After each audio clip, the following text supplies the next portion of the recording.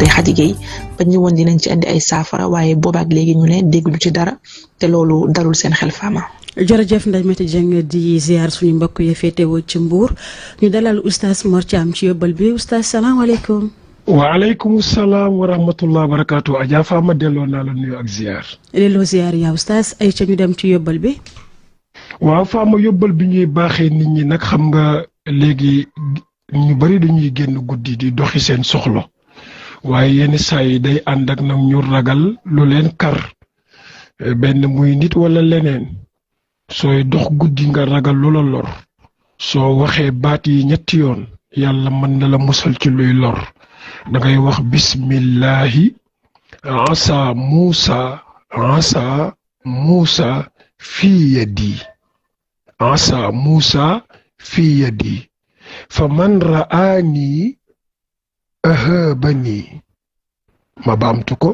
bismillahi asa Muusa fii yadi fa man ra'aani ahabani loolu ngay wax ñetti yoon booy dox guddi yàlla musal la ci lépp lu mu doon incha allah Adja Fama. jërëjëf oustaz Mor Thiam jox la dig daje ëllëg incha allah ci beneen yóbbal. RFM matin émission bi yee waa Sénégal. RFM matin 7h40 suñu gan professeur Younoussa Keita ñu ngi lay nuyu professeur. bonjour maa ngi leen di nuyu. néphrologue nga nekk pédiatre nekk ca l'hôpital Abass Ndao nekk it enseignant ca faculté de médecine université Cheikh Anta Diop bu Ndakaaru alors yéen a ngi fas yéene amal lancement édition bu njëkk journée sensibilisation ci xeex lépp luy maladie rénale ci gone yi fas yéene koo tàmbali tey ji thème bi mooy la prise en charge de la maladie rénale chronique chez l'enfant ngeen amal sous-thème les reins de nos enfants vont-ils bien alors docteur pour tàmbali waxtaan bi déjà est-ce que ñu bëggoon xam ndax différence am na diggante maladie rénale ak insuffisance rénale. merci beaucoup pour invitation bi maa ngi remercier groupe Futurs Médias di remercier également les autorités de l'hôpital notamment le directeur et tous mes collègues qui sont au service parce que ñu ngi def tout pour jàppale xale yi nga xamante ni dañoo am feebar rein effectivement feebar rein dafa wute ak insuffisance rénale mooy rein bu néew doole donc mooy en français rein défaillant maladie rénale mën nga koo am te fekk doo am insuffisance rénale tamit boo ko amee mën na nekk insuffisance rénale aiguë maanaam insuffisance rénale bu nga xamante ni yàggul bi mu feeñee ba pare mun naa wér. loolu tamit dafa wute ak insuffisance rénale chronique bi nga xamante ni loolu buñ ko xasee ba découvrir dootul wér donc loolu mooy différence bi. léegi bu ñu doon di fàttali Mouhamed Alioune Boy la ñu àndal ci waxtaan bi bu ñu amee statistique gone yi nga xamante ni fii am nañuy jàngoro yi maladie rénale fii Sénégal lim bi ñaata la. waaw lim bi bëri na parce que xam nga ñun structure de référence lañ nekk maanaam structure de niveau 3 boo xoolee ci pyramide sanitaire am na xale yu bëri yi nga xamante ni du ñu jot àgg ba ci hôpital mais bu ñu basé wu ci li ñuy recevoir par an on a 200 nouveaux cas référés dans un hôpital de niveau 3 boo ko xayma ci weer mun nañu recevoir 20 enfants nouveaux cas ci weer yi nga xamante ni dañoo am maladie rénale. docteur gis nañ ni bu ñu waxee insuffisance rénale wala problème ci wàllu rein ci lu bëri mag ñi nañuy tuddee. dañuy penser ni ñoom ñoo koy am ñu gis ni xale yi itam am nañ ko yow ngay servir hôpital Albert Abass Ndao c'est ça d'accord léegi lu mu bëggoon xam déjà facteur de risque yi lan mooy tax vraiment xale bu tout tànk am problème rein lan la. voilà donc vraiment d'ailleurs sax loolu moo tax ñun ñu décider sensibiliser parce que dañoo gis ci suñu rapport statistique yi ndekete xale yi tamit ils sont gravement touchés par cette maladie là parce que bu njëkk bi xëy na maladie yi daawuñu leen woon comptabiliser formellement surtout dans un seul service parce que ñun ce qui s'est passé c'est que depuis notre formation 2017 dañoo ubbi consultation de néphrologie pédiatrique collaborer ak suñu collègues pédiatriques qui sont dans toutes les structures sanitaires du Sénégal pour wax leen ne léegi am nañu consultation néphrologie pédiatrique si la ñu gis nag voilà pour xale yi si la ñu gis nag cas yi di référé wu donc moo tax ñu am depuis bi ñu ubbi consultation ba tey am nañu 1600 enfants bu ñu jot a consulter ci service bi donc pour dire que du mag yi rek lay jàpp day jàpp tamit xale yi léegi boo ma laajee facteur de risque yi mun nañ ko diviser en deux xale yi nga xamante ni dañoo am maladie rénale aiguë maanaam maladie rénale récente bu nga xamante ni buñ ko teelee jël en charge mu wér à 100% ñooñu infection moo ci gën a bëri comme facteur de risque muy infection bu ci jiitu mooy infection bi ñuy wax angine bi nga xamante ni fajuñu ko. angine dafa garaaw. angine dafa garaaw parce que nit ñi bu ñu foog ne ci pout bi rek lay localiser wu mun naa law bu dugg ci yaramu nit ki ba pare dem jàpp rein yi andil ko sax ay jafe-jafe yu garaaw. léegi après angine gis nañ tamit xale yi nga xamante ni seen condition de vie ne sont pas très améliorées ñooñu tamit mun nañ am jafe-jafe infection ci der bi ay bouton ci der bi wala gaal ñooñu tamit gis nañu ñu ngi leen di référer pour problème rein. gis nañ tamit xale yi nga xamante ni parfois palu bu garaaw xam nga palu am na palu simple ak palu grave. chronique bi. palu grave bi ñuy woowee palu chronique ñooñu tamit am na yi nga xamante ni rein bi mooy tax médecin yi di naan que palu bi dafa garaaw ñooñu tamit dañ leen di référer souvent ci suñu service même am na aussi ay xale yi nga xamante ni peut-être seen lekk par exemple surgelé yi wala ñoo leen. mooy saucisson yi wala voilà c'est ça. dafa am fan tamit beneen xeetu feebar bu ñuy wax syndrome hémolytique urémique boobu tamit ci xeetu yooyu lañ koy jëlee bu fekkente ni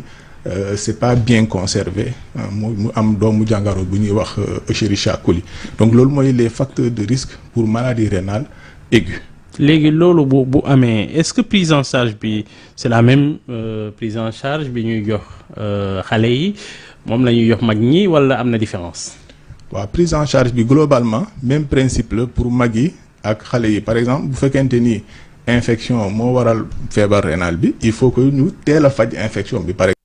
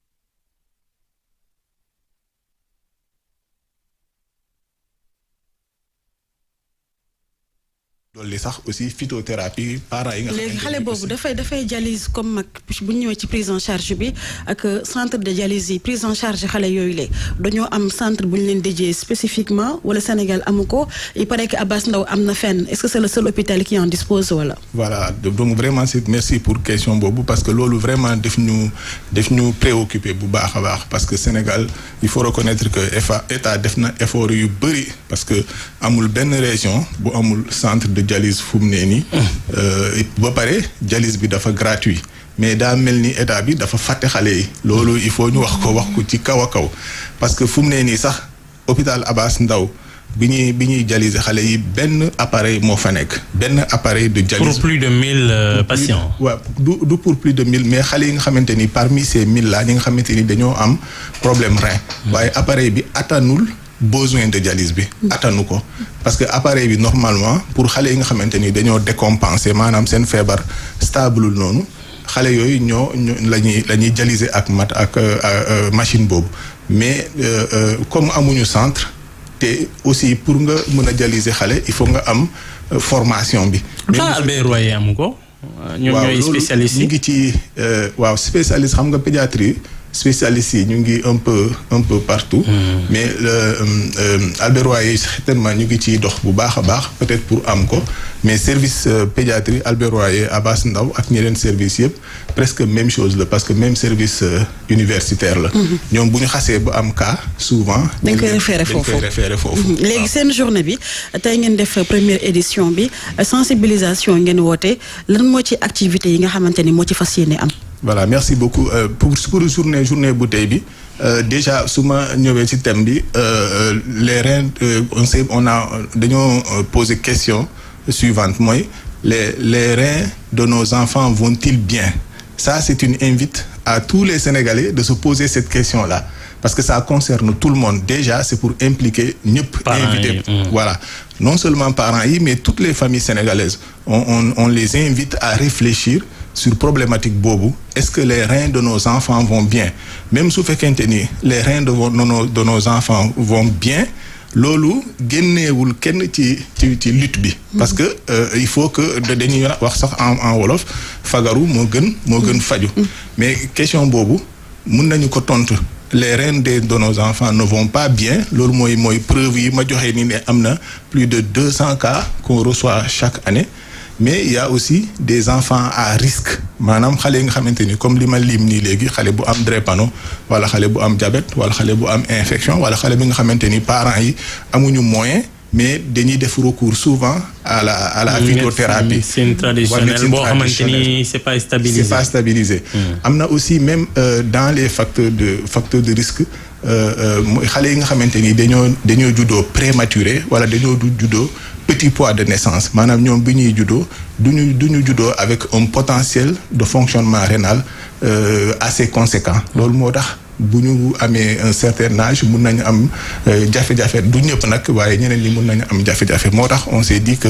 en choisissant le thème là que les reins de nos enfants et en invitant à tous les Sénégalais à se poser cette question dina tax xëy na lutte bi gën a ci wàllu peut-être naanum ndox mi tamit dañuy wax ni pour protéger les reins c'est des éléments yi nga war a xool le matin wala nooy xoolee valable na ci xale yi est-ce que valable na ci xale warul jël poids bu ëpp xale warul lekk également suukar bu ëpp ak salé mooy chips yi voilà sucreries yi voilà loolu yëpp bokk na ci ensuite aussi dañuy conseiller xale mu naan ndox bu bëri comme lu ñuy conseiller mag mais aussi l'un des signes qui rappelle maladie rénale chez un enfant c'est xale bi nga xamante ni day yeewu guddi tout le temps di naan ba pare saw bi day saw lu bëri quoi day naan dem saw yi alerte la loolu tamit parce que ça veut dire que yaramam nekkul di téye ndox bu mu naan loolu mun naa révéler maladie rénale entre autres maladies voilà mais je voulais aussi soulever peut-être problème mu prise en charge surtout le coût thérapeutique parce que vraiment yërëm nañu